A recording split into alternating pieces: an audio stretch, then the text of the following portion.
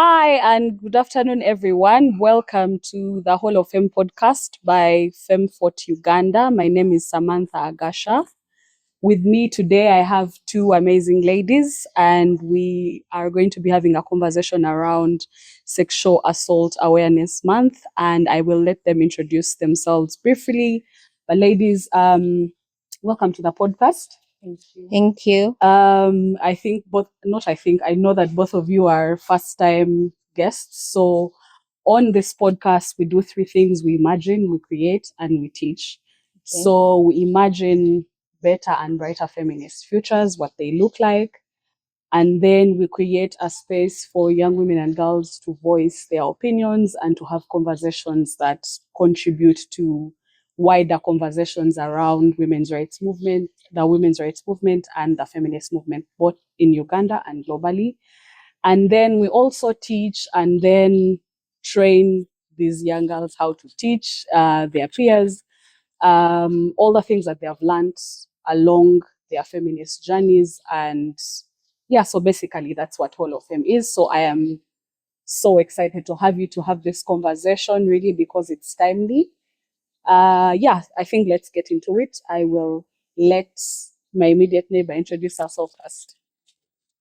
Hello everyone. My name is Tracy Ivy Nakayenga and I work with Human Rights Awareness and Promotion Forum, HIRAF.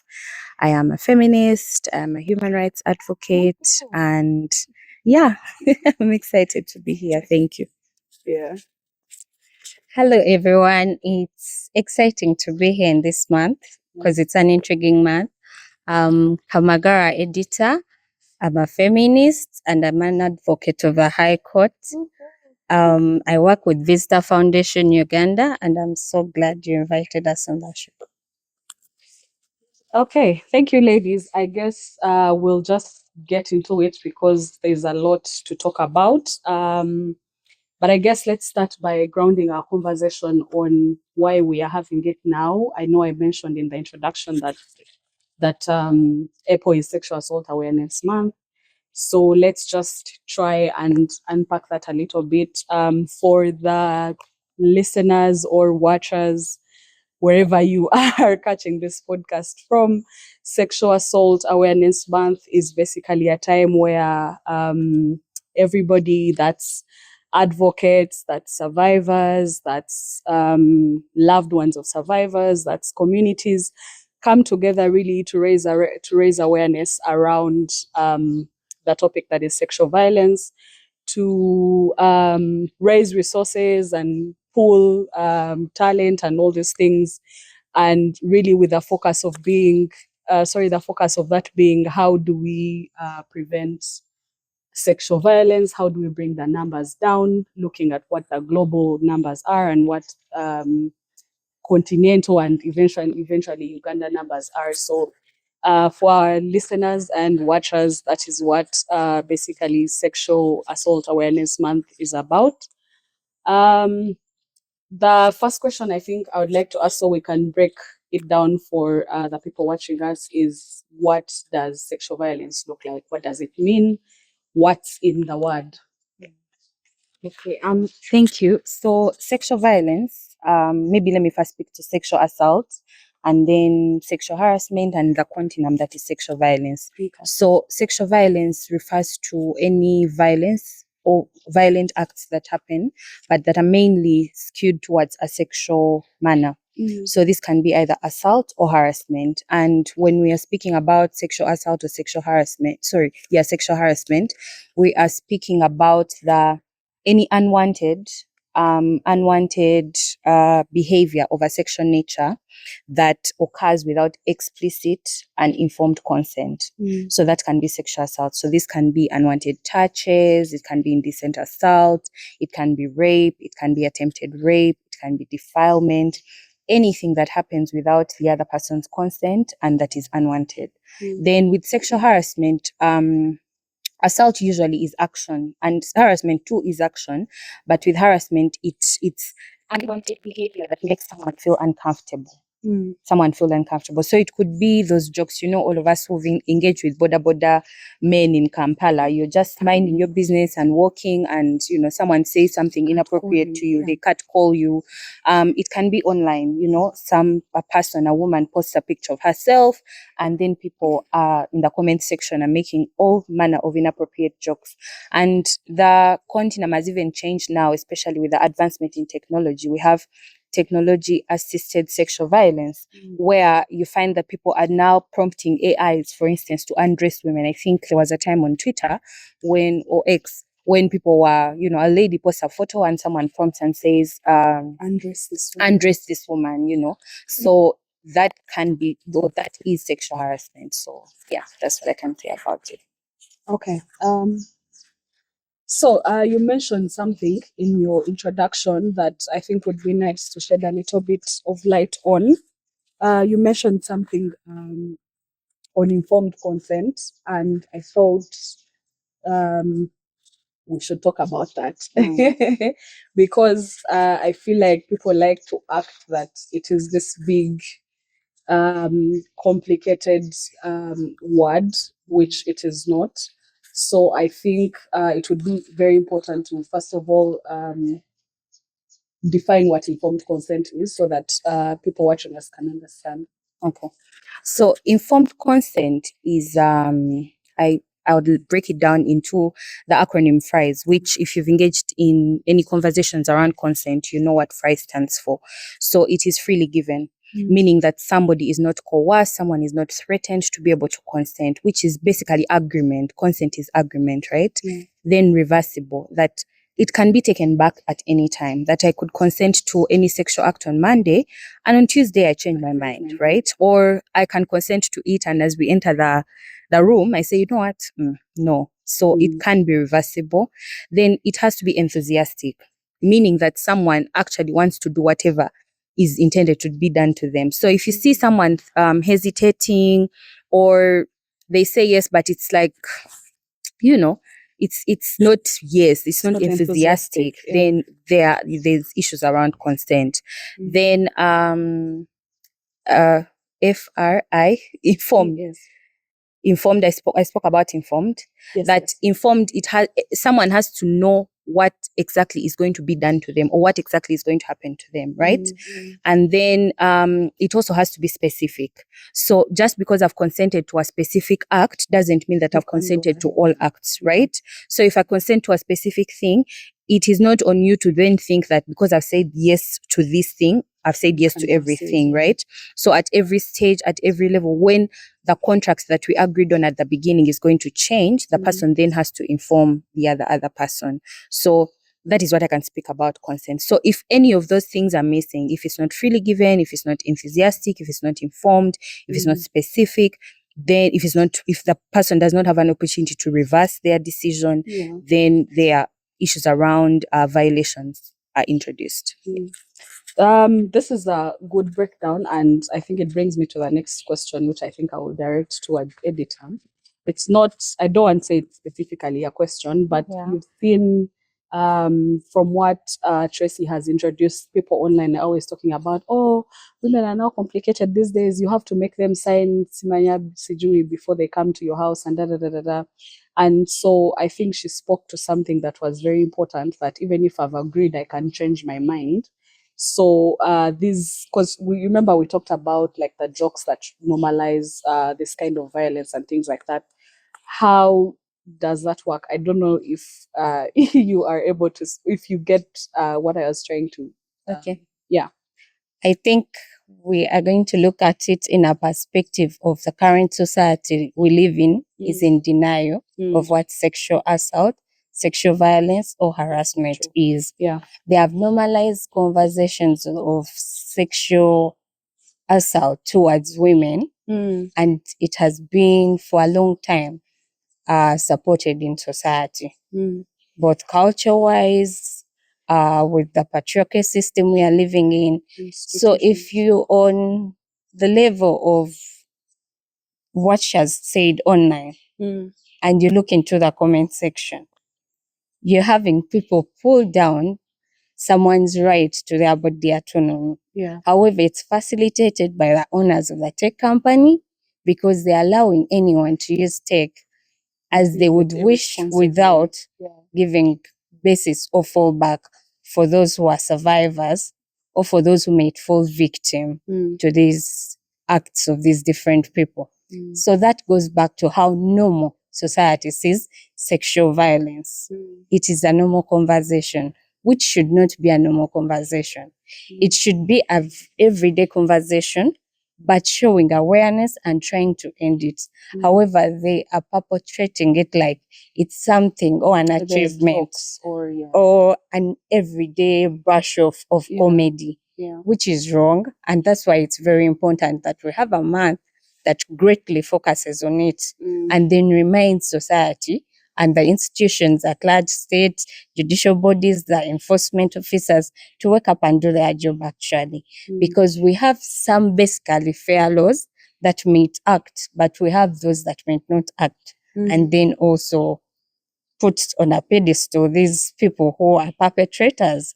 So that's how we should look at the conversation.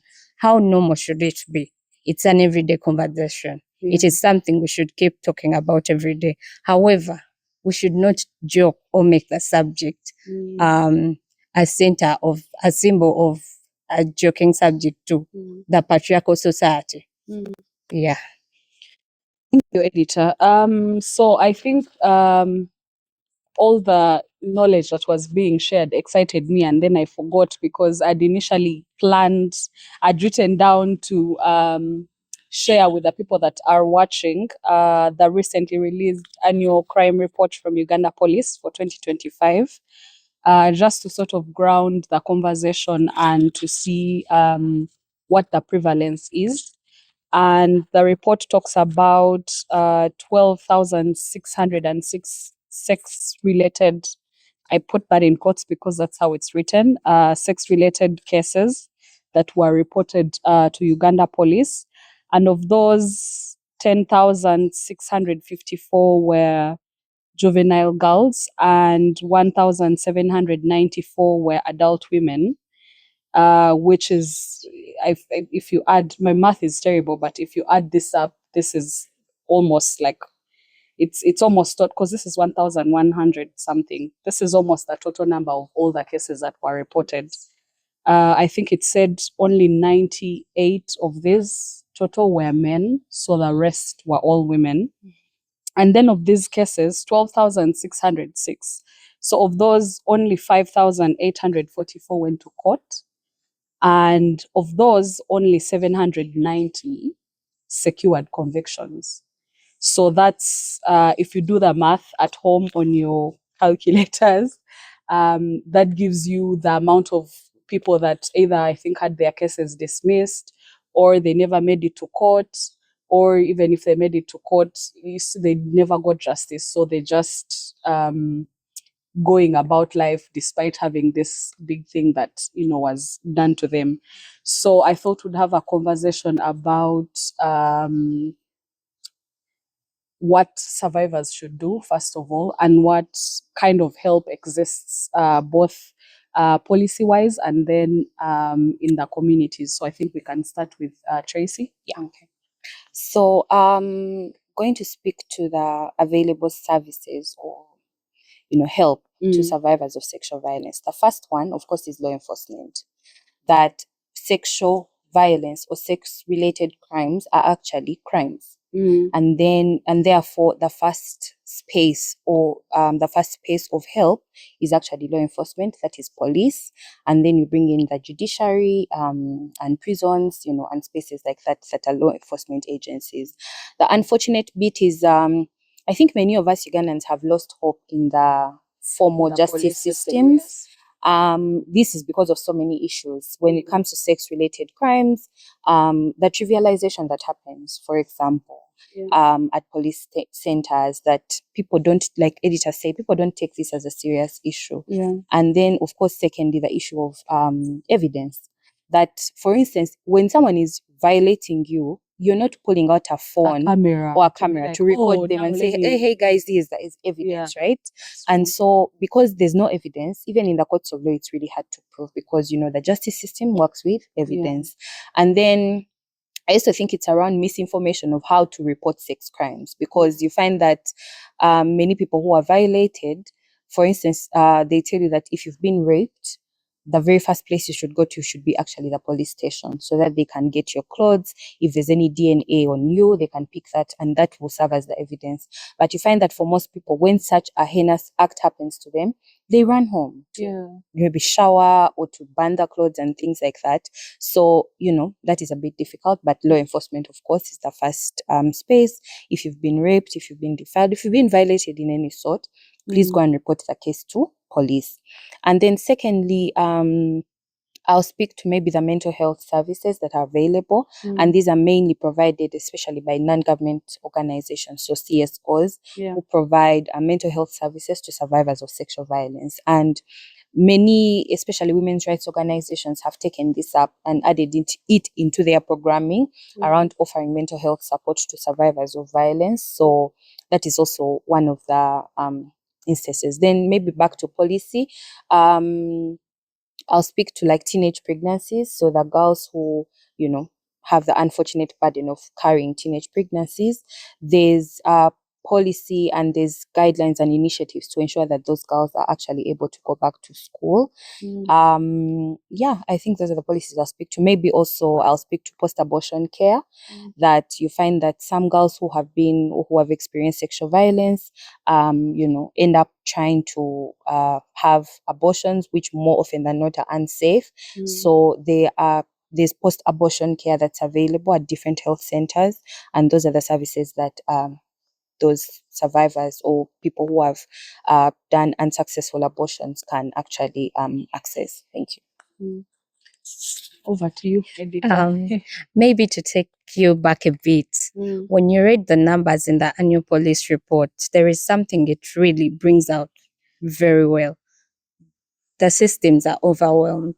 The systems are overwhelmed because you read over 12,000 cases. However, you only read how many convictions? The convictions were 790. Yes. That is not even half the number. Yeah. So where does that leave the survivors who are seeking justice? Should be a big question for us. Where does that leave the survivors who are seeking justice? That should be a question we should all look at. How are they going to get the justice if the system that is supposed to provide it is overwhelmed? That's both the police officers where you report, and then the judicial system that is handling the case, scrutinizing your evidence to convict the perpetrator and all that. That also comes back to what we look at as a system that is not ready to change. It's so conservative that it's not working to the current growing society. If you look at victims of sexual violence online, they don't have a judicial framework that strictly speak to that kind of violence. AI deepfakes and the like. So where does that leave the judicial system? Is it growing with the growing society to help the survivors? Or is it still not growing and aiding the perpetrators because they basically in criminal law, if something is not an offense, they can't try on it. So people should think about that. The states, the societies, and everyone. Now we go back to our survivors, how they would get help. As this narrated, your first point of help is a police station. And I believe they have the Mama Police Office in most police stations we have. However, they have few women officers. So you have been victimized, sexually violated. You walk into a police station. The way they collect that evidence is traumatizing itself. But now imagine it's a man who is collecting that evidence. So how safe is our first aid Point of contact, first responder yeah. for the survivor. We should have that to think about, because you're telling this young girl to go to the police station. She has been traumatized, she has been abused, but the person need to collect her evidence, tell her to change, talk to her. He's not trained into counseling trauma cases of that kind. He's just going to go direct to collecting evidence. Where does that leave a victim? And that's why you see most cases go unreported. That's true.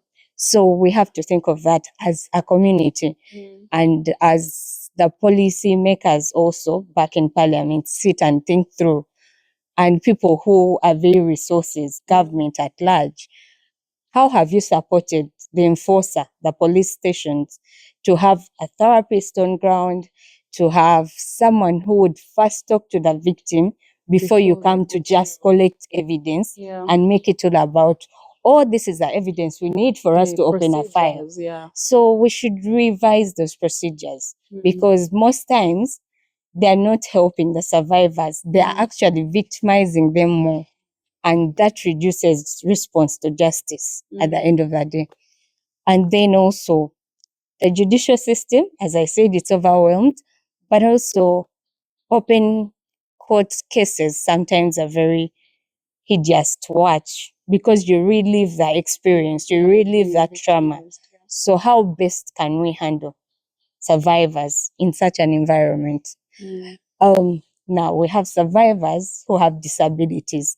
These are totally ignored, and that's why I have a problem with the police report. It generalizes these cases, but there are cases that I won't say need special attention, but need a kind of extra attention, because if I'm living with a disability of hearing impairment or speech impairment, what comes next? How am I going to explain what happened to me without an interpreter or sign language interpreter on the spot? What happens to me? That means I'm going to die with my case, or it's going to be misreported. And that's why you see we have many cases, less convictions, and few perpetrators in police stations, because you can't cover the system just vaguely. And that's what's happening. We have a lot of women facing these issues, but they have other special needs. So we can't cover these issues in there. Yeah, so to me, is the system really growing with that growing environment, or is it a system that is in place trying to look like it's clearing that passage, but it's actually sitting on the perpetrators and protecting them in a way?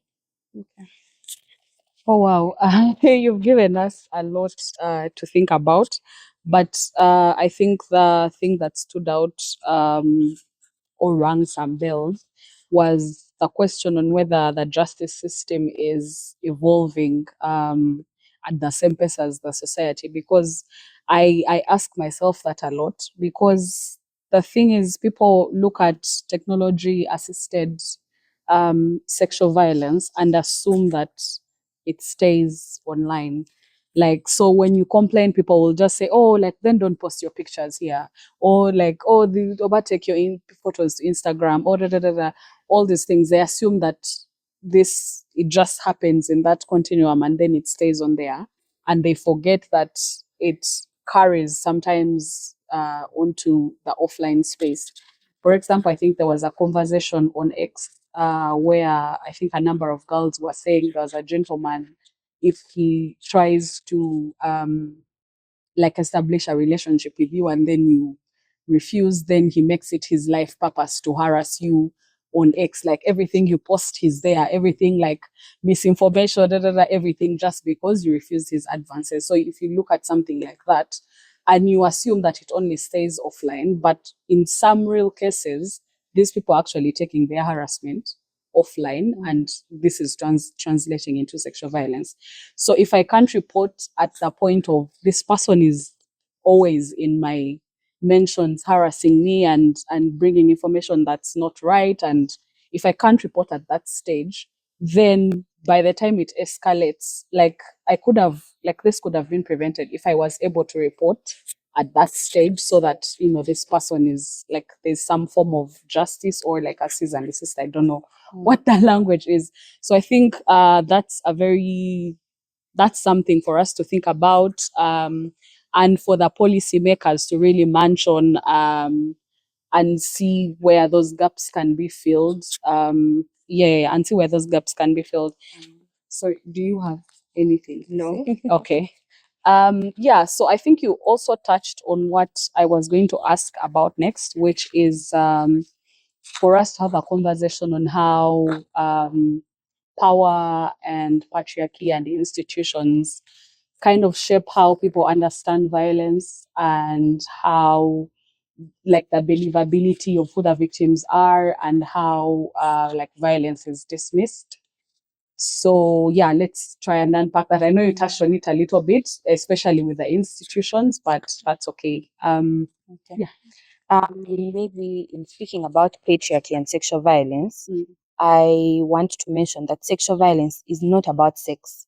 Like rape, defilement, etc. are not about sex. Like, if people wanted sex, they could easily get it from people who would be willing, subjects. But whenever someone violates another person sexually, it's about power. It's about the fact that I can exert power over you. I can do whatever I want to do to you, and nothing will be done to me. Yeah. And I can get away with it. And, I'll keep doing it to you, and, you just have to take it. So sexual violence is really about power. So that's where patriarchy comes in, that it assumes that women are subordinate, that women, the men are entitled to our bodies, and so they have to do whatever they want to do with them. And so I wanted to just make that clear. But also another thing patriarchy does is that it fuels the culture of silence, that in patriarchal societies women shouldn't talk. One, like, how dare you question what has been done to you? So it perpetuates the culture of silence. But also, in speaking about culture, that you find that many of our cultures pit women as the subordinate actors in society. And so there's these sayings in cultures, msaja tayangwa, and etc. And even the myths that we have about certain women in certain communities, that for these ones they don't refuse, these ones they are loose. Yes. And those are all perpetuated by culture, which patriarchy stands firm on. So that is also one of the ways in which patriarchy can perpetuate violence.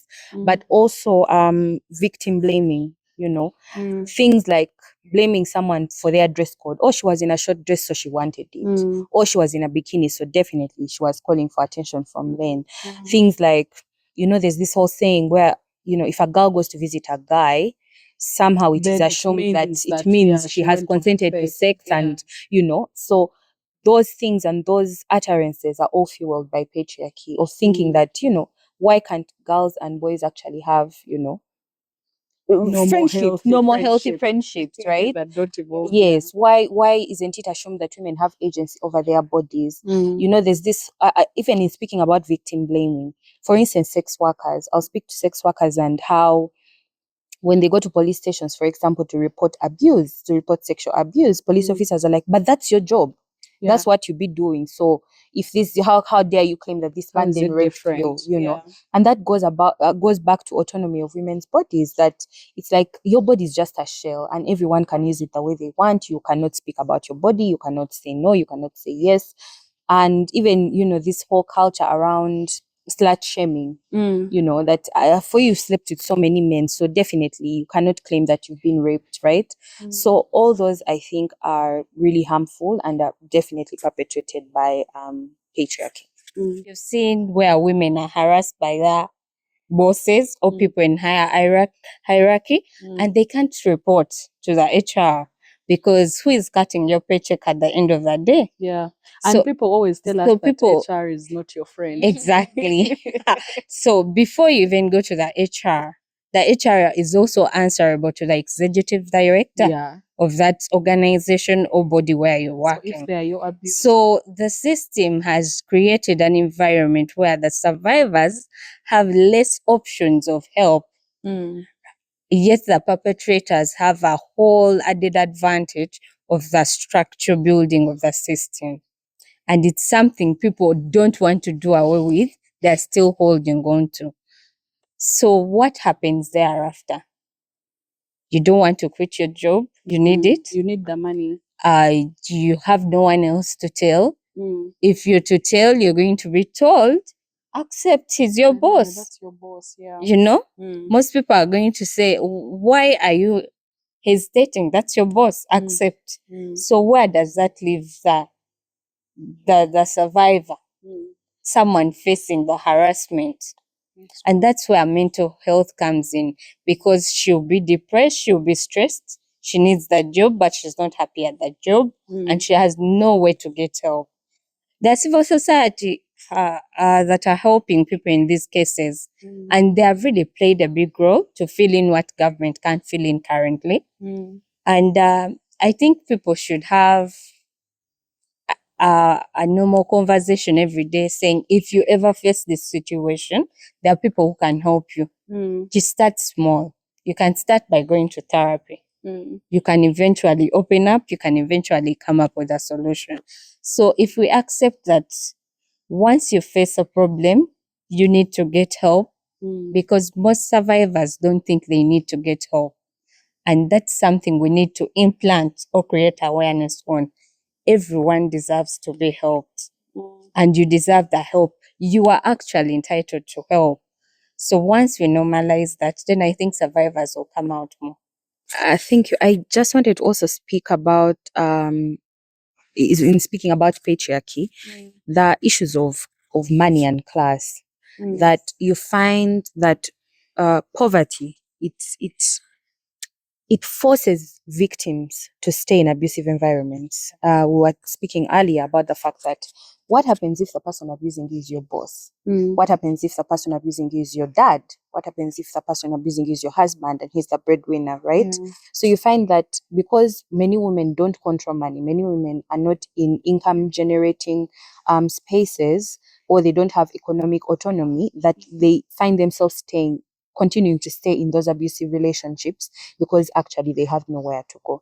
So I think it's also important for us to understand the cycle of violence, because then you who's looking from the outside, like, but why don't you just leave? If the man is beating you, if he's raping you, if he's doing all these things, leave. But you know, leaving is easier said than done, because again, the human instinct is survival. Above all else, it is survival.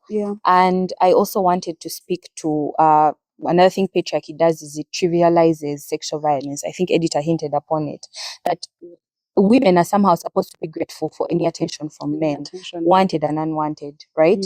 That if you tell someone, can you imagine that man tapped my ass? It's like, be grateful. At least you're getting attention from men, you know? Yet it really, nobody's talking. Yeah, you see me, nobody's talking to me, and for you they're telling you, you know, like what was done to that MP in Parliament. I think we all know about her.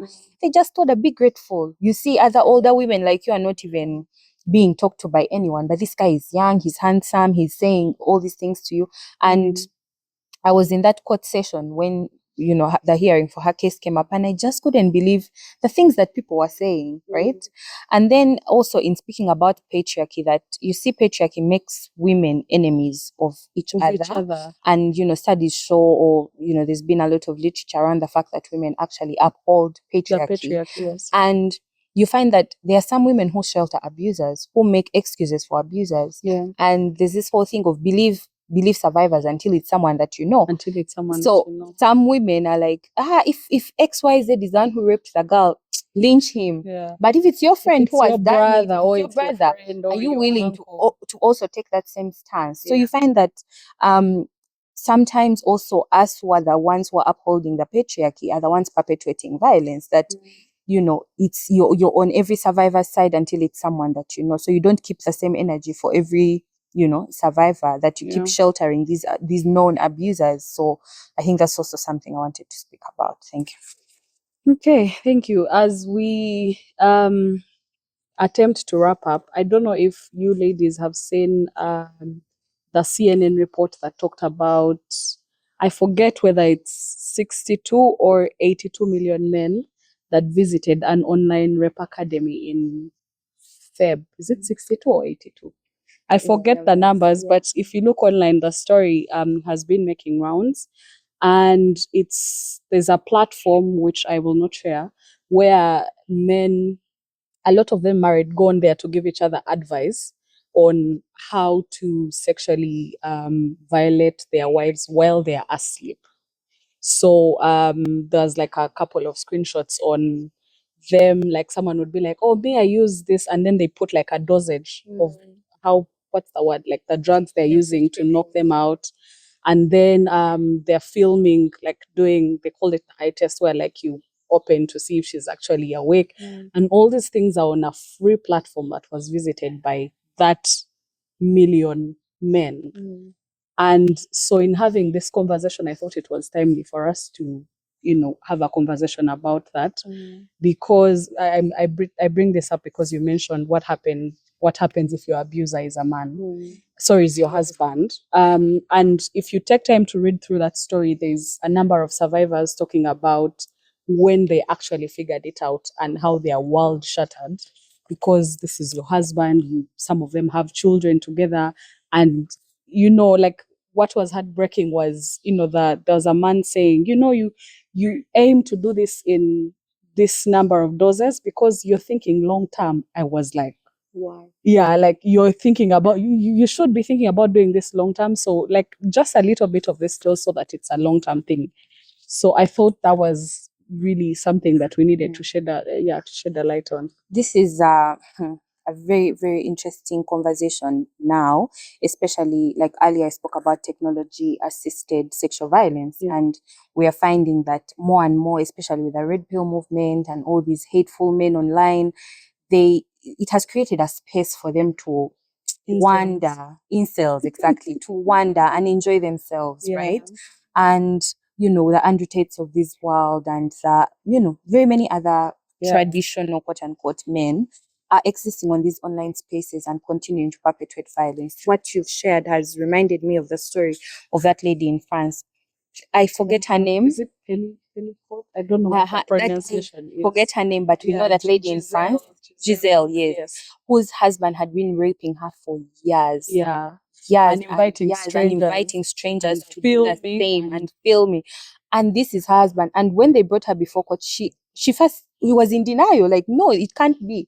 Me and this man have been happily married for X number of years. It can't be that he's the one who's actually doing these horrible things to me. And I maybe also wanted to mention that in sexual violence, most of the violence done to people is by people they know. Yes. Usually your first instance or most of the instances of violence you find are done by people that the victims know, the survivors know. So either your immediate family, your dad, your brothers, your cousins, or your friends, or your workmates, people who are around you. It's like it's I'm not saying it doesn't happen, but it's rare for men who don't know you to violate you. But it usually starts around the people that you know. So it's no wonder that there's husbands who are on online platforms and advising other husbands on how to rape and violate their wives. It's really absurd. But it goes back to, I think, what Editah was talking about around those platforms. And how are we making these platforms safe for everyone? What is the regulation of platforms, right? There are some, I think it's Gmail or YouTube, where there are some videos you can't watch if your account is not registered up to a certain age, right? Can't we do that can't we have filters on online spaces that filter out sexual violence, that ban people from accessing platforms if violence is detected? There are sometimes when you report abuse on X, and X will write an email back and say, we reviewed your report and no harm was done. But you understand, like, how far or how sophisticated are these systems that filter out what online violence is happening? When someone's nude pictures are leaked, why can't X or Instagram or whatever take that picture down? Why must it stay online until the person who has posted it can take it down, right? Like, I think there needs to be a lot of regulation around filtering systems online, because even AI and all these things are made by humans, and so humans, because of the information we have, we can be able to put some keywords, some things, like, to be able to fish out who those people are. That's what I can say about that. So this is a very interesting conversation that we will probably not finish. I say interesting because I've been thinking around the point you just brought for a bit now. And I think that, I know that the owners of these platforms and all the brains behind them just really don't care. I think they are being what's the word?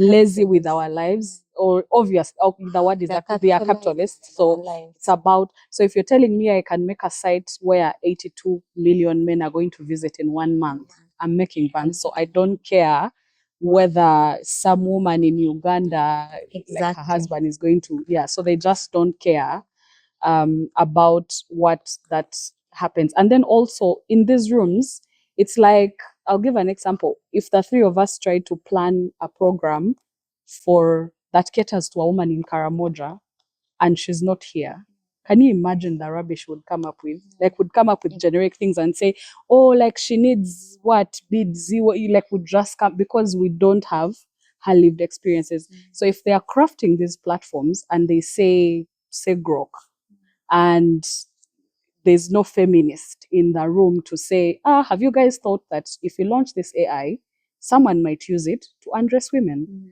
And it will be like a bunch of guys, or even sometimes women, like we said, and there'll be this oversight, and you end up with launching an AI that people can just say, hey, Grok, undress Samantha, and it does. Because you're thinking, how do we roll out Grok so we can make money as X? You're not thinking, they're not applying this, or they just don't care to apply the thinking that a feminist would do and say, this platform might be. So I think like I said, there's a deeper conversation to have about how to hold these people accountable for there to be consequences to them putting up, like the person who owns that site that was visited by 82 million, or the person or the board of, I don't know, whatever brains are behind the site. There should have been consequences, or there should be consequences, but I'm sure they're going to get away with it on some, what's the word? What are those called? User agreements. And they'll be like, oh, for us, we didn't know the user would use it like this. But if you're sitting down to craft something, to train an AI, to give it all these things, surely you can train it to say no when someone says undress someone. Like it's that easy, really.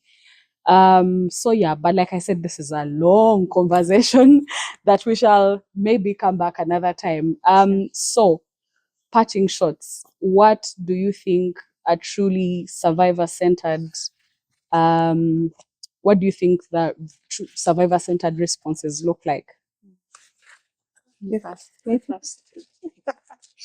Okay. To me, I would think a survivor-centered approach. One, safety should be the first thing. If I'm coming to a place, I need to feel safe. Then accessibility.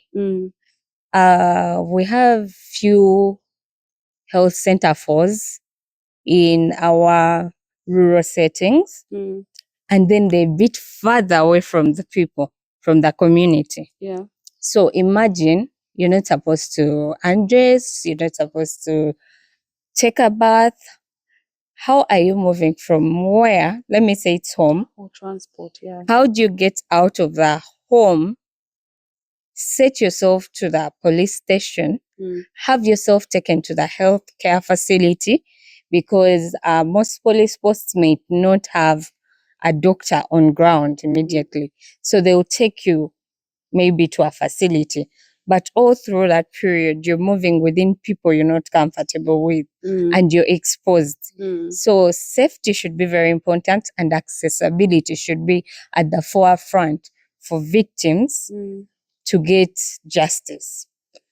Then the system, or the institutional systems, should grow with a growing society, because they have empowered perpetrators more than they have given justice to the survivors.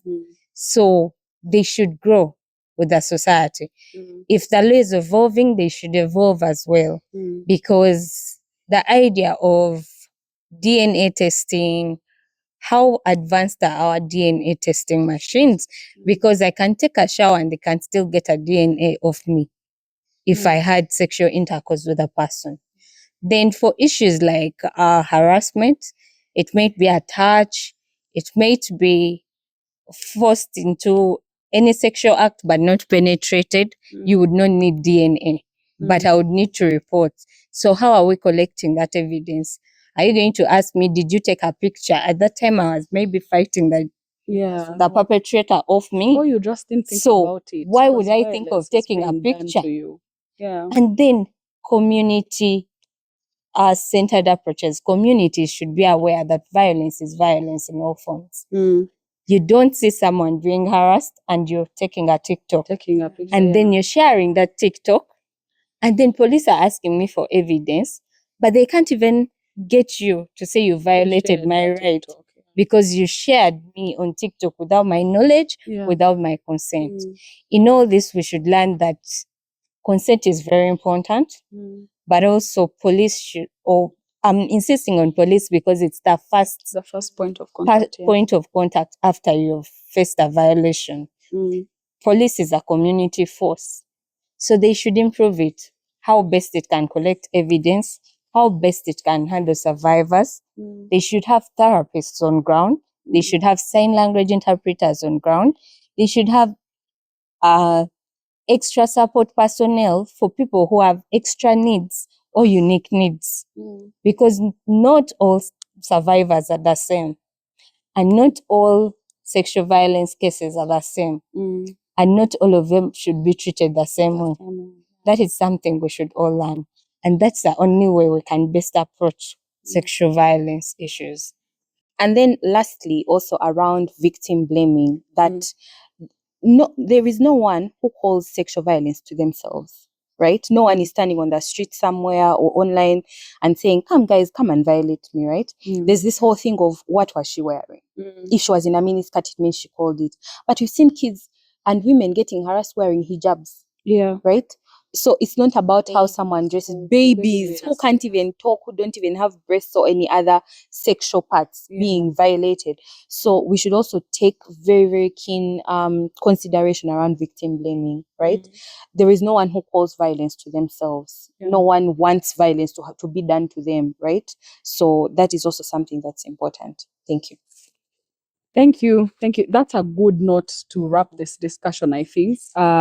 It's very important to, rather than say what was she wearing, just direct all your curiosity and your anger and all your questions onto the people who are violating. Just say, don't violate women, don't rape women, don't harass women, instead of asking women what they were wearing. Did she maybe eat his money, all those things. Yeah. Let's not be those people. Anyway, like I said, this is a very high note on which to close the conversation. I hope that the people watching will join us in the comment section and keep the conversation going. Otherwise, thank you so much for hanging out with me, Samantha, and Tracy.